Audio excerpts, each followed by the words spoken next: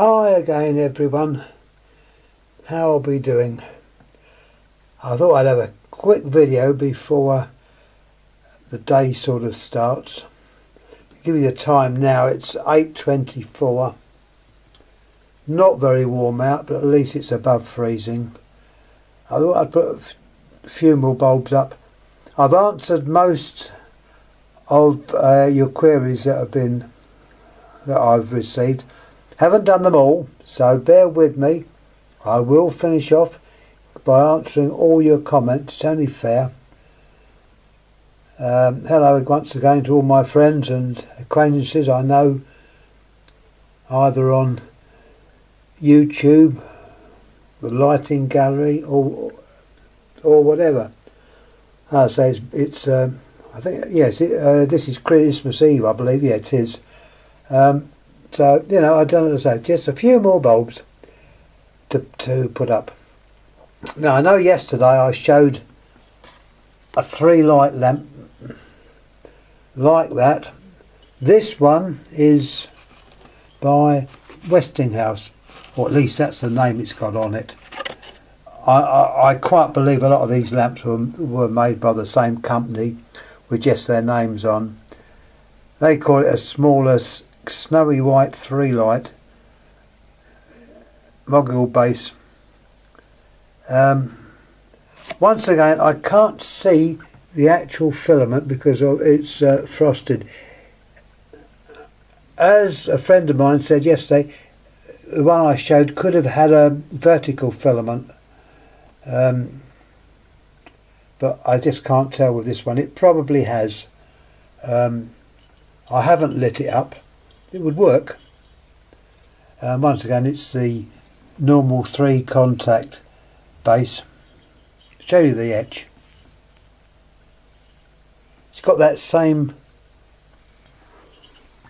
Show it a bit, yeah. Not quite as clear as the etch on the GE lamp, but it's yeah, you can see it there. There's the etch, almost identical. And I say I reckon this lamp has come out of the same stable as that other one. And a friend of mine has definitely got some of these, and I'm pretty sure he's got a clear version, which is very nice. I've never ever seen a clear version of these. So it's, you know, a very nice item to be looked after, and I think his ones are in colours as well. If you get them, and I once again haven't got one of these, but they did make them with a red colour, and I understand they were used in funeral parlours. Sorry to be so morbid, but that's what they were used for. And they're in like a standard lamp, and the lamp would glow partly red for the funeral. There, I don't know, it's quite an old one. You can see by the box it's quite old. It's a genuine Westinghouse. When it was actually made in America, Bloomfield, New Jersey. I was in New Jersey many years ago. Many years ago. I was a bit younger then as well. Anyhow, let's have a look at next. We're staying in the States. Show you another oldie. I say old, it is old, you can tell by the box. It's a good old Photoflood. Never ever been used. There's not much on the actual packet except what I'm showing you. Photoflood, General Electric. Show you the bulb. There's the lamp. I like these, they've got a nice long neck to them, which was quite characteristic of the American lamps. Obviously now that is dying out because like Europe, they're changing over to LEDs. Even the compact or energy sparing lamps, as they call them, are going to be a thing of the past. Then here we've got a photo flood here, and I've always said these are very short-lived lamps. So, you know, if you've got one, treat it with great respect. If you have to light it up, put it on very low voltage. You see here, this is EBV number 2. I don't know what that stands for, but someone will. Average life 6 hours. So its life is very short. Doesn't show the actual wattage, I don't think. No, there's no wattage there.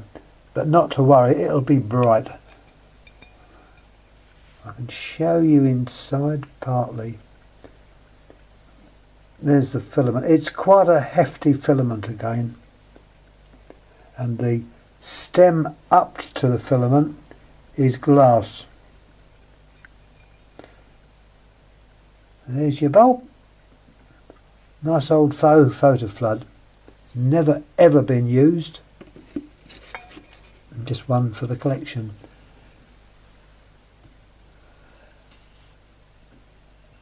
And as I say, I've just picked up some bulbs out of the boxes and the covers. I'm undergoing sorting out all the lamps. I'm hoping to make them tidy, but I can't see it happening. Here we have a projector lamp, or a studio lamp in Edison screw. Information on it is, if I can show you to you,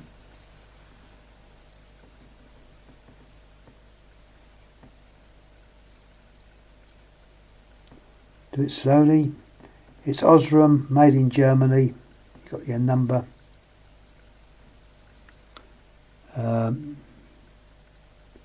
250 volt, 240 watts. And what's interesting to note is the centre contact. It's got that clear vitrite, which was quite common on some German-made lamps. This one's one. I don't know the age of this. As I say, it's fairly old. See if there's any codes on it. As I say, my friend definitely knows the codes. And having a look at my videos I've put up, if you want to know anything about the lamps, read the comments that are on there, because they're valuable and very useful, because I often get comments giving information of the age of the lamp, where the lamp was made, what year it was made, and so forth. So, you know, it is worth looking at the comments made afterwards. I know you get sick of my voice on here, so have a look and you'll see. And they are very good. There's the filament.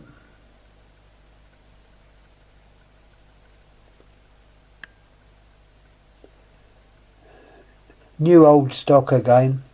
The bulb's brand new. There's an idea of the size.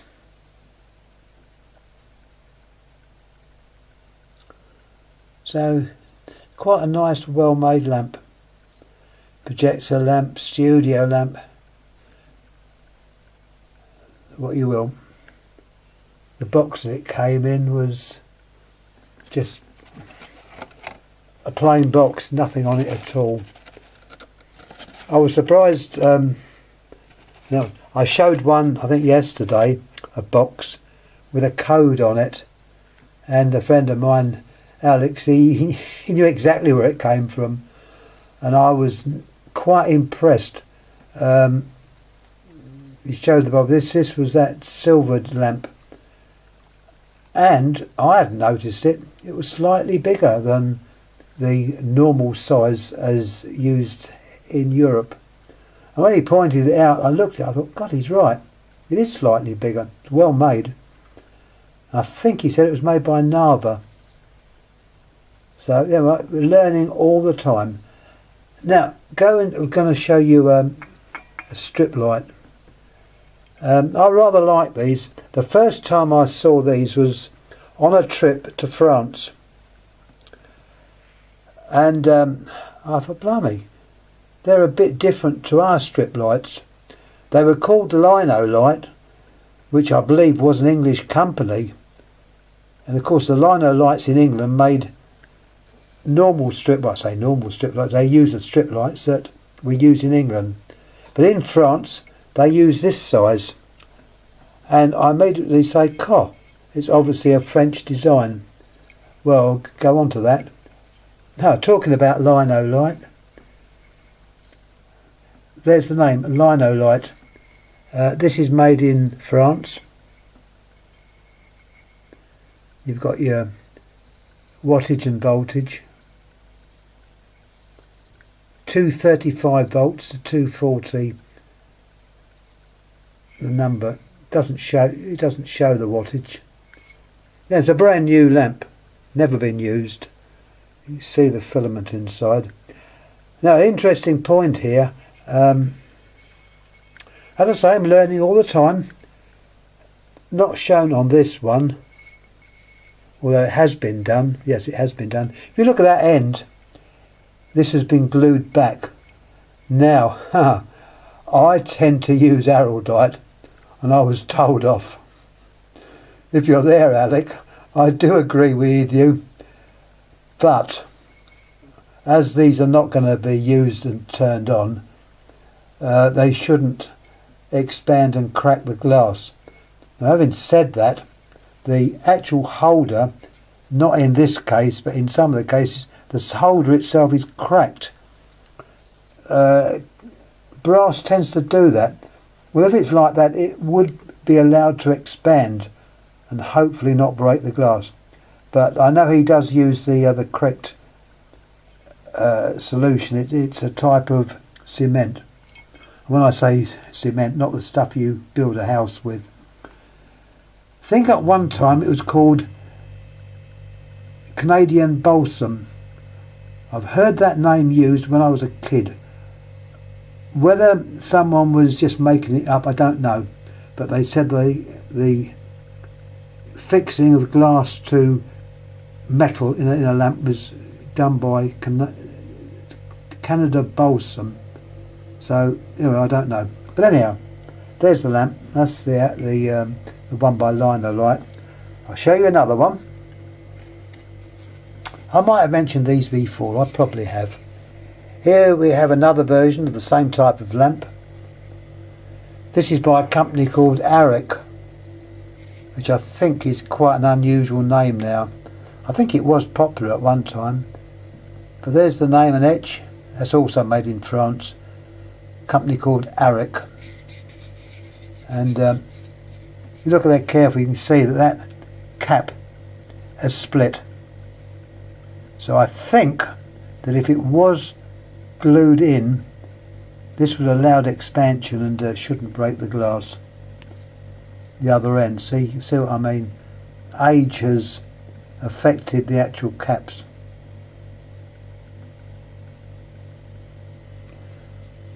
Now I'll show you another one. What do we have here? Now, this is the same type of lamp. Laying it side by side with the French one, it is slightly longer. Slightly longer. Also, the caps at the end are more a centre contact rather than contact being made on the actual cap itself. There is a centre contact. These were used during the last war. I'll show you the side on there. Oh, good. It brings a name up which you rarely see these days. There's the lamp, 230 volt, 100 watts. And the name is Cosmos.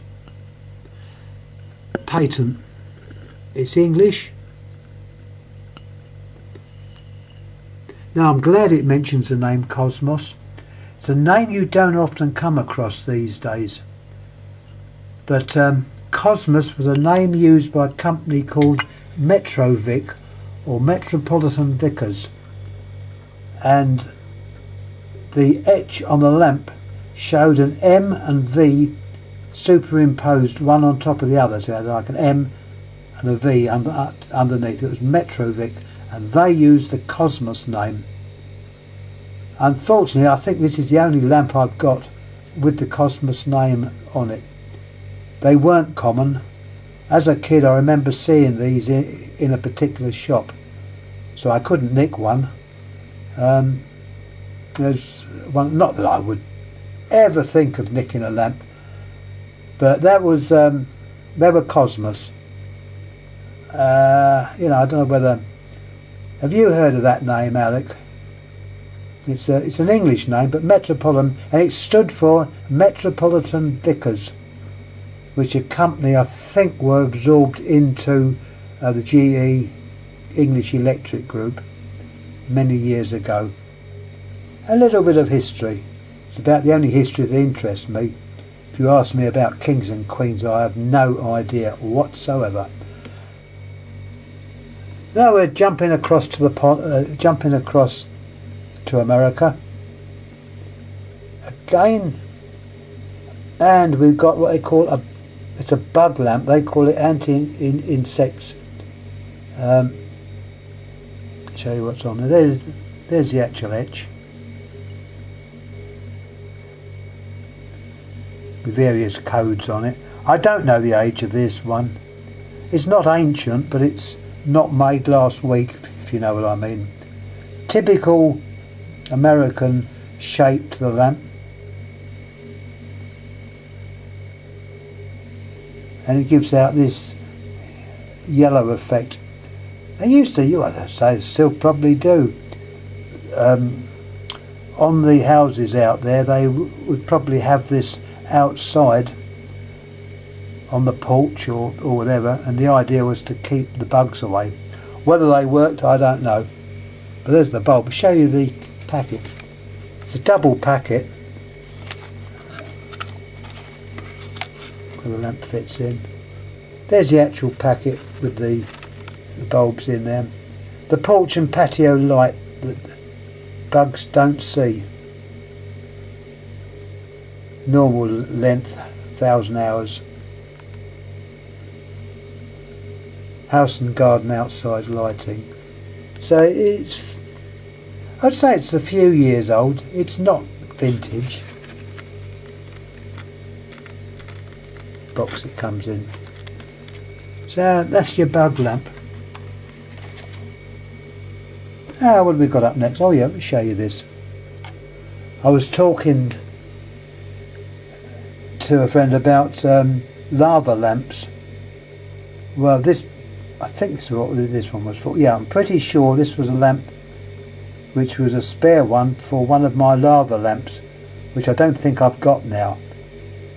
I've stuck to the old lava lamps, but this is one that they did use in one case. Very, very small reflector lamp. See the data on it.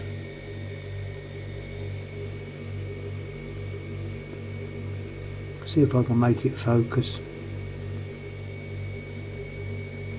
Put it around the right way. You might see what it says. All the data on it. I show you the box it came in. I've got several of those as spares, but I've never needed them. I hope that's focused up okay. It's made by Crompton. Very, very small it is. You can tell by my hand. That gives you an idea. The little box it came in.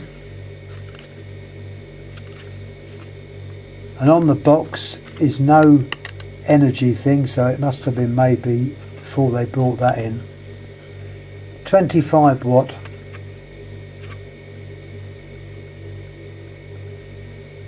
Diffuse, I mean, it's like a pearl.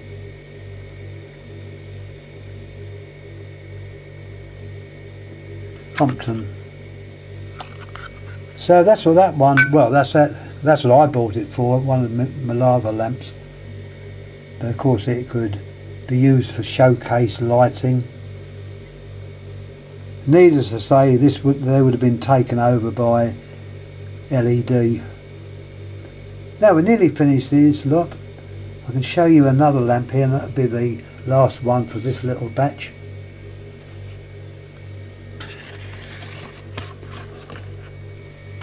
A name you don't often see, Endura. They're English. I think they were a company associated or taken over by Sylvania. I need a bit of information on that. I think I'm right, but if I'm wrong, please correct me. The lamp itself is just a normal lamp. Look quite well made. You can see a double fuse in there. The filament is single coil wreath. See it in there. Probably 150 watt. So the etch is very, very faint. I do apologise for that. I'll try and liven it up, but I don't think it's going to work. No, it's not going to work. But it's made by a company called Endura. Not a common name. One you occasionally find. But I'm pretty sure it was this company was taken over by Sylvania in this country. If James is looking in at this ad, he will probably tell us all about it. So if you're there, James, give us a shout. Endura. Anyhow, that's the last bulb I'm going to show you for now. I might put another video up, I don't know. Obviously I'm a little bit busy today as we've got Christmas Day tomorrow. So it'll be good. But anyhow, once again, thanks for watching. Any questions, please ask. And that's my phone just tinking. So it'll be interesting to see. Anyhow, thanks again. And I will get back to all of you that have left comments on there. It's only fair. If I don't know the answer, I'll say I don't know the answer. And I like to encourage you. So by answering, I think I'm doing the right thing. I hope I am. Anyhow, I'm going to stop rabbiting on and upload this. Thanks again to you all. I really mean it. Thank you.